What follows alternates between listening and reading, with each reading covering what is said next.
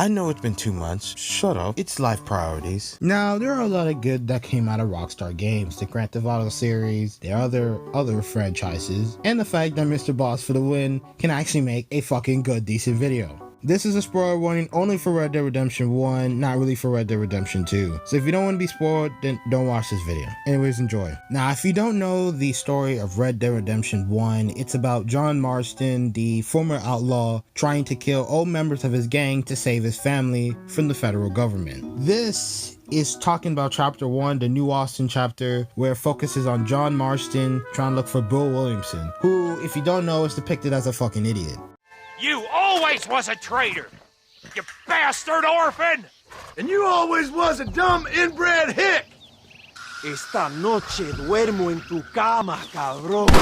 Oh, sorry, I can't spoil Red Dead Redemption 2, but I will tell you he's there too. The missionary Jenny also appears here as well, and instead of getting medicine for her, John just leaves her here, denoting her as some crazy religious type. Even to show the movie vibe even further, everything in this movie is pretty much cinematic. All the gameplay, John shooting a gun, it's pretty much cinematic. And that was all edited by Mr. Barry Alexander. Not to say it comes with a lot of differences, to shorten out maybe about a 4-hour campaign, there's gonna be a lot of things that need to be cut. So the differences are that Bonnie McFarlane and a ranch are not mentioned in this game. In fact, John meets Nigel West Dickens before meeting U.S. Marshal Leah Johnson. If you don't remember, Eli the deputy mentions him in the game. Well, one other thing, Marston. Mr. Johnson, sir. It's Mr. West Dickens. He's missing. Who? Mr. West Dickens, the tonics merchant.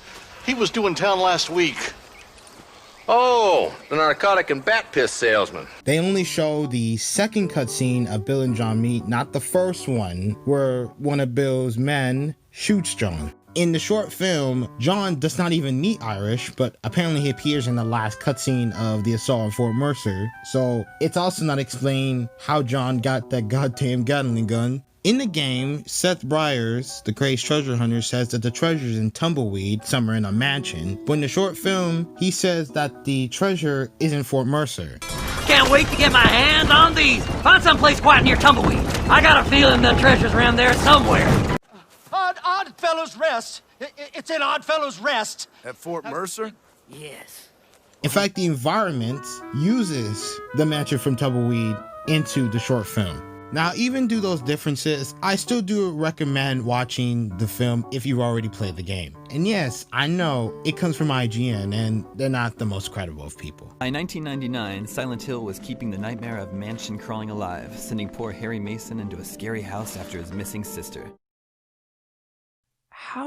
How can you cram so much wrong into such a small amount of time? However, this is a video from IGN I do recommend watching because it shows what Rockstar can do outside of just making the game by building hype like the GTA San Andreas introduction. And hopefully we see more of this and a lot less of GTA 5. Sorry, Ned Luke. Goodbye.